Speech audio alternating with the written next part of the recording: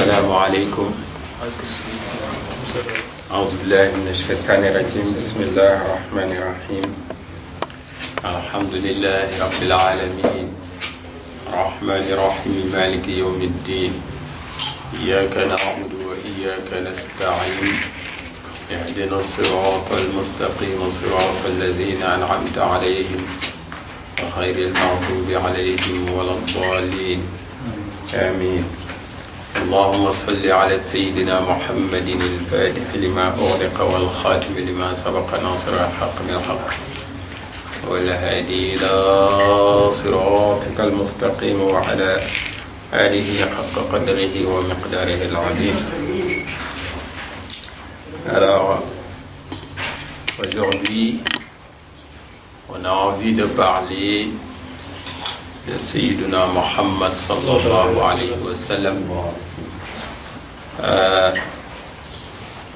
par rapport à ce livre célèbre qui a beaucoup de baraka et que Sayyidina radhiyallahu anhu aimait beaucoup, c'est-à-dire la Hamziya. On va juste dire, essayer de commenter 2 ou 3 vers, parce que la Hamziya c'est un livre qui est, masha'Allah, composé de plusieurs poèmes. Et Sayyidina radhiyallahu anhu, il avait l'habitude, après la Hadrat al-Jumu'ah, ou parfois dans certaines circonstances, par rapport au Mawlid, parfois aussi, il demandait à ses compagnons de réciter la Hamziya. C'est un livre que c'est l'imam al-Busayri, Muhammad al-Busayri, radiyallahu ta'ala anhu, a composé en retraçant l'histoire du prophète sallallahu alayhi wa sallam, en faisant l'éloge du prophète Muhammad sallallahu alayhi wa sallam. Et comme vous savez que cette tariqa, c'est la voix du prophète sallallahu alayhi wa sallam, la tariqa tijaniya, c'est ce qui représente la haqiqatul muhammadiyya. Le prophète sallallahu alayhi wa sallam, il a désigné Sayyidina Ahmed al-Tijani radhiyallahu ta'ala anhu comme étant, masha'Allah,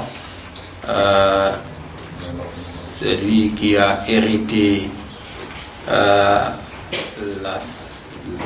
baraka, le sirr, le secret, je dirais même plus, parce que il lui a dit que c'est moi maintenant ton cher, c'est moi qui te fais la tarbiya.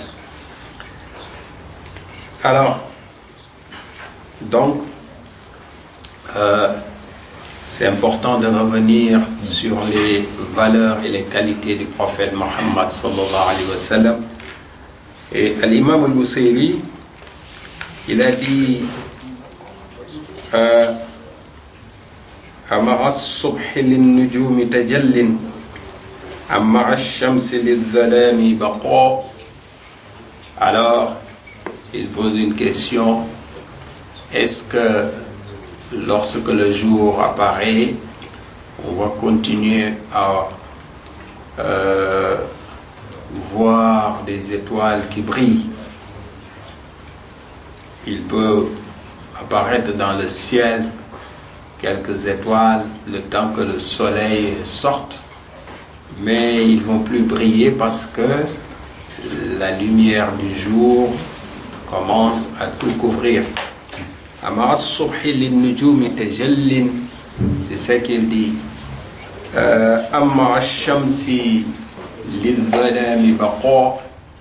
Ou alors, est-ce que lorsque le soleil sort, il va continuer à voir de l'obscurité? Non. Même dans les chambres, dans les maisons fermées, dès lors que le soleil apparaît, si on ferme les portes, les fenêtres, tout, c'est vrai que ça va continuer à faire sombre, mais jamais comme quand c'est pendant la nuit. Donc, c'est ce qui fait que quand Rasul sallallahu alayhi wa sallam est venu, quand la lumière du prophète Muhammad sallallahu alayhi wa sallam est apparue, alors logiquement toutes les zones d'ombre et d'obscurité disparaissent. Et en même temps, tout ce qui brillait, tout ce qui attirait l'attention des uns et des autres, eh bien, il ne brillait plus parce que le prophète sallallahu alayhi wa sallam est arrivé. C'est pour ça que c'est une forme d'allusion qui nous renvoie sur le message du prophète sallallahu alayhi wa sallam par rapport au message des autres prophètes. Les autres prophètes, leur message était d'actualité tant que le prophète sallallahu alayhi wa sallam n'était pas encore apparu, tant que le prophète sallallahu alayhi wa sallam n'était pas venu. Leur message, leur mission continuait. Mais dès lors que le prophète sallallahu alayhi wa sallam est venu à commencer sa mission, tous les autres prophètes, masha'Allah, les messages qu'ils ont laissés derrière eux, tous ces messages-là ne devaient plus exister, parce que c'est ce qu'Allah subhanahu wa ta'ala il a dit. Il a dit que masha'Allah, inna ad-dina 'inda Allahi al-Islam, la religion reconnue par Allah c'est l'islam. Cette religion apportée par le prophète Muhammad sallallahu alayhi wa sallam. Donc tout ce qui brillait comme les étoiles, il brille pendant la nuit. Lorsque le jour apparaît, on ne voit plus les étoiles. Les autres prophètes qui avaient des missions, et que ces missions, masha'Allah, même après leur mort, ces missions étaient suivies, leur message, leur discours étaient suivis, respectés, masha'Allah. C'est dès lors que le prophète sallallahu alayhi wa sallam est apparu, dès lors que le message, la mission du prophète sallallahu alayhi wa sallam a commencé, tous ces messages-là, eh bien, sont devenus, masha'Allah, en tout cas, hors actualité. On va le dire comme ça, masha'Allah, puisqu'il s'agit de prophètes. Alors c'est pour ça qu'il dit que Ama as-subhi lin-nujumi tajallin amma ash-shamsi lidh-dhalami baqa. Donc, quand le soleil apparaît, il n'y a plus d'obscurité, on n'a plus besoin de lampes, de torches, de bougies, etc., etc., pour éclairer. Parce que le prophète sallallahu alayhi wa sallam il est venu. C'est intéressant dans la Tijaniya de parler du prophète sallallahu alayhi wa sallam, parce que le prophète sallallahu alayhi wa sallam il a donné à Sidna Shah radiyallahu anhu ce qu'il n'a donné à aucun wali, parce que c'est normal, c'est le Qutbul Maktoum, c'est le Qutbul Makhtoum. Et Sidna Shah radiyallahu anhu il avait l'habitude de dire que Ruhi wa Ruhuhu hakaza, alors il désignait ses deux doigts comme ça en disant que son âme, lui, son ruh, Sidna Shah radiyallahu anhu et le ruh du prophète sallallahu alayhi wa sallam sont liés comme ça et inséparables, Inch'Allah, jusqu'à Yom al-Qiyam. Alors, Mu'jizul qawli wal fi'ali karimun, karimul khulqi, karimul khalqi wal khulqi, muqsitin bi'ata. Prophète sallallahu alayhi wa sallam, quand il parlait, sa parole était miraculeuse. Quand il agissait, ses actes, c'était toujours du miracle. C'est-à-dire, miracle dans le sens d'extraordinaire. Quand il parlait, il surprenait presque tout le monde par la pertinence de son propos, par l'éloquence, masha'Allah, de son discours, par la richesse qui accompagnait ses dires, tout ce qu'il disait. On apprenait toujours dans tout ce qu'il disait le prophète Muhammad sallallahu alayhi wa sallam. C'est dans ce sens qu'il dit que mu'jizul qawli wal fi'ali aussi, parce que quand il agissait, c'était toujours une action qui était basée sur la pédagogie. Déjà, tout le monde pouvait apprendre dans ce qu'il faisait. Au fait, c'est même ça la sunna. La sunna, c'est ce qu'il a dit, ce qu'il a fait, c'est ce qui a été fait devant lui et que aussi il n'a pas rejeté. C'est ça la sunna. Donc, mu'jizul qawli wal fi'ali, ces actes étaient toujours, masha'Allah, extraordinaires. Il y avait mu'jizun, le mot mu'jizun, ça se traduit par miracle. Mais un miracle, quand on dit miracle, ça veut dire quelque chose qui dépasse l'entendement, quelque chose que tout un chacun ne peut faire sans que ce soit en tout cas quelqu'un à qui Allah subhanahu wa ta'ala il a donné des qualités, des capacités, mashallah, que tout le monde n'a pas.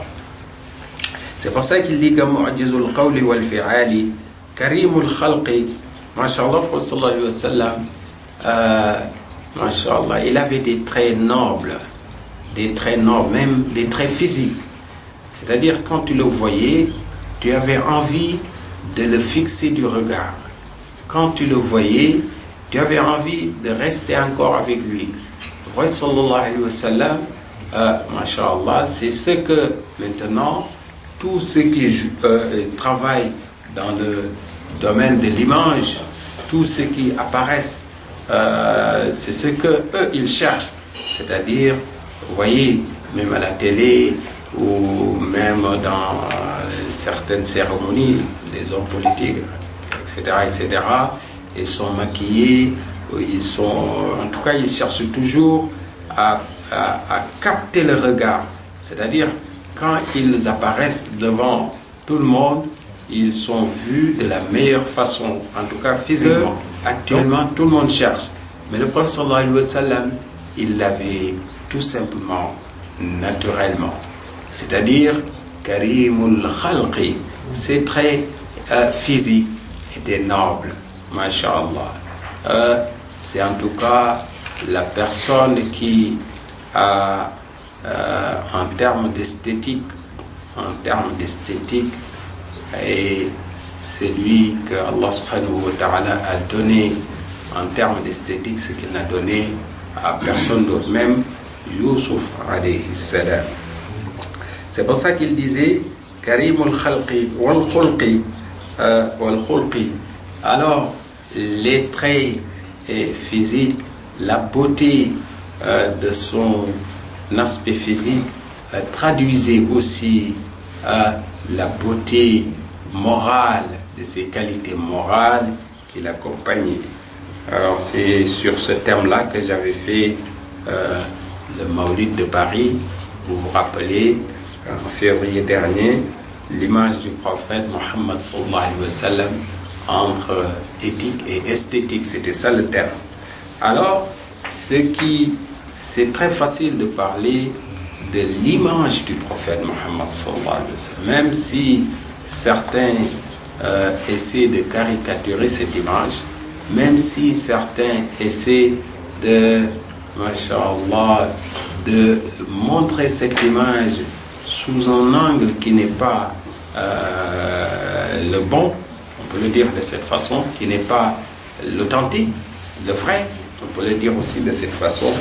Alors, le vrai visage du prophète sallallahu alayhi wa sallam, la vraie image du prophète sallallahu alayhi wa sallam, c'est plus que sublime. C'est pour ça qu'il dit que karimul khalqi wal khulqi muqsitun mi'ta. Alors, il était honnête, le prophète sallallahu alayhi wa sallam. Il était, masha'Allah, d'une honnêteté qui dépassait les normes. Dans toutes les circonstances, il était honnête. Il y en a qui sont honnêtes quand ils n'ont pas de problème. Que ce soit problème financier, problème de santé, etc., etc. Il y en a qui, tant qu'ils n'ont pas de difficultés, ils peuvent rester honnêtes. Mais dès lors qu'ils ont des difficultés, ils cherchent tous les moyens possibles pour sortir de ces difficultés, même s'il faut passer par des moyens qui ne sont pas honnêtes. Alors, لا تقس بالنبي صلى الله عليه وسلم في الفضل خلقا. N'essaie pas de comparer le prophète sallallahu alayhi wa sallam à quelqu'un en matière de qualité, en matière de moralité, en matière masha'Allah, de tout ce qui est bien, et que en matière d'humanisme, en matière, en termes de cœur, de solidarité, etc., etc. Il dit, n'essaie pas de comparer le prophète sallallahu alayhi wa sallam avec qui que ce soit. La taqis bin nabiyyi fil fadli khalqan, fa huwa al-bahru wal anam idha.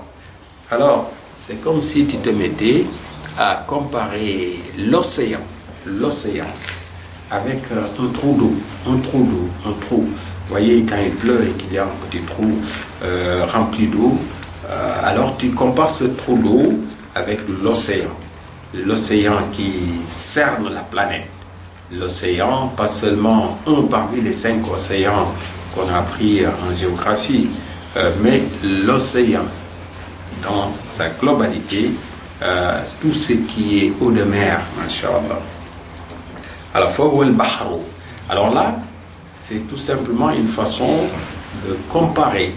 Mais ça ne veut pas dire que les qualités du prophète sallallahu alayhi wa sallam sont comparables, ou l'immensité des qualités du prophète sallallahu alayhi wa sallam sont comparables à l'immensité de l'eau de mer. Non, ce que le prophète sallallahu alayhi wa sallam a comme qualité, ça dépasse tout ce que peut contenir les mers de ce bas monde, tout ce que peut contenir les mers qui existent, même s'il y a d'autres mers qu'on n'a pas encore découvert peut-être, qui existent dans d'autres planètes. En tout cas, le prophète sallallahu alayhi wa sallam, il dépasse tout cela. كل فضل في العالمين فمن فضل النبي استعار صلى الله عليه وسلم استعاره الفضلاء.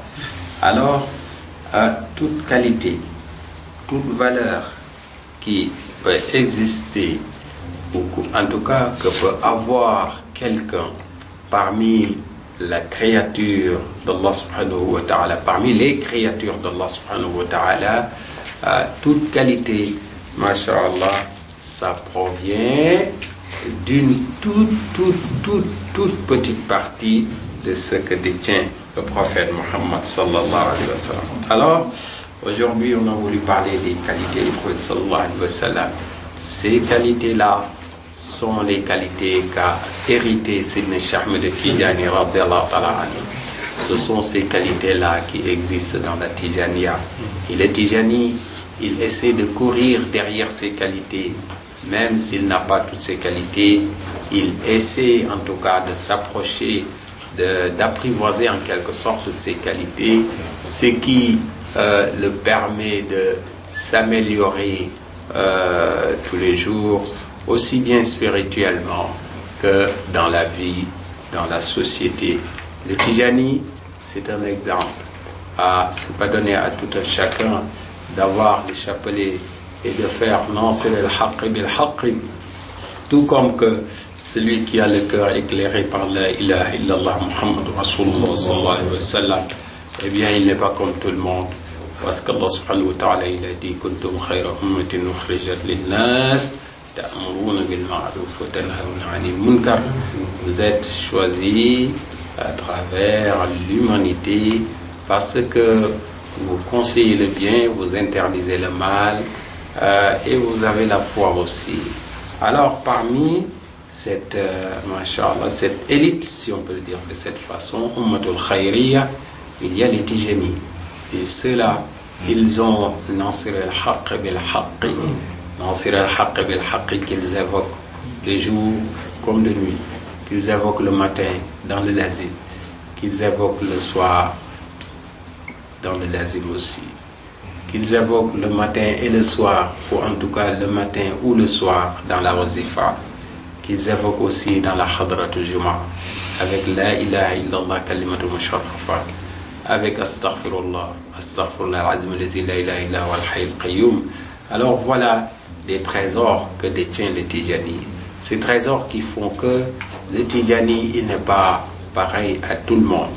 En tout cas, sois fier de ton chapelet, sois fier du zikr que tu fais, sois fier aussi de ce lien qui te lie à Sayyidina Cheikh Ahmed Tijani radiyallahu ta'ala. Ton cher, c'est l'intermédiaire, mais lui aussi, c'est un disciple. Donc l'objectif, c'est la concrétisation de ce lien entre toi et Sayyidina Cheikh Ahmed Tijani radiyallahu ta'ala. Et au fait, c'est même un passage, mais un passage intéressant, parce que l'objectif, c'est avoir ce lien avec le prophète Mohammed sallallahu alayhi wa sallam. Mais c'est intéressant de passer par Sayyidina Cheikh radiyallahu ta'ala anhu, parce que c'est lui la porte, c'est lui la source de la source. Comme je l'ai dit samedi dernier à Paris,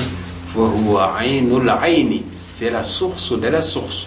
Eh bien, il y a la source d'où provient l'eau, oui, mais dans la source, il y a une source. Et cette source de la source, c'est Sayyidina Cheikh Ahmed Tijani. On va s'arrêter là en demandant qu'Allah subhanahu wa ta'ala nous accorde la baraka du prophète sallallahu alayhi wa sallam, la baraka de Sayyidina Cheikh Ahmed Tijani et nous maintient dans la tariqa, Inch'Allah. Et nous encourageons à Paris, lorsqu'ils ont Hadja Soda et toute l'équipe qui était avec elle, nous félicitons la Daïra Habbaï Sidi Jamil, Mustafa et tous les frères, en tout cas tous ceux qui ont participé, et nos frères Al-Polar aussi, qui ont participé à cette journée. Et nous encourageons aussi, nous félicitons aussi les frères de Mo avec Papa Demba, la mobilisation que vous avez fait le lendemain, c'est-à-dire le samedi, le lendemain du samedi, voilà, le dimanche. Masha'Allah, barakallahu fikum. On a eu une consoeur dans la tariqa qui a pris la tariqa là-bas au nord de Paris. Elle avait tout simplement 80 ans. Donc ça, Masha'Allah, c'est la baraka de la tariqa. Et nous encourageons nos frères qui sont avec Chérif Maki, qui prépare la ziara au Miro. Et Inch'Allah, qu'Allah il facilite cette ziara. Nous encourageons aussi nos frères de Bordeaux avec le Gamou, le Maulid qu'ils organisent. Qu'Allah il mette la baraka, qu'Allah il facilite. Inch'Allah, tout ce que vous entreprenez, Inch'Allah, et qu'Allah il accepte. أقول قولي هذا واستغفر الله لي ولكم ولوالدي ولوالديكم فاستغفروه إنه كان غفارا. اللهم صل على سيدنا محمد الفاتح لما أغلق والخاتم لما سبق ناصر الحق بالحق والهادي إلى صراطك المستقيم وعلى آله حق قدره ومقداره العظيم. إن الله وملائكته يصلون على النبي يا أيها الذين آمنوا صلوا عليه وسلموا تسليما. صلى الله تعالى عليه وعلى آله وصحبه وسلم تسليما. سبحان ربك رب العزة عما يصفون وسلام على المرسلين والحمد لله رب العالمين.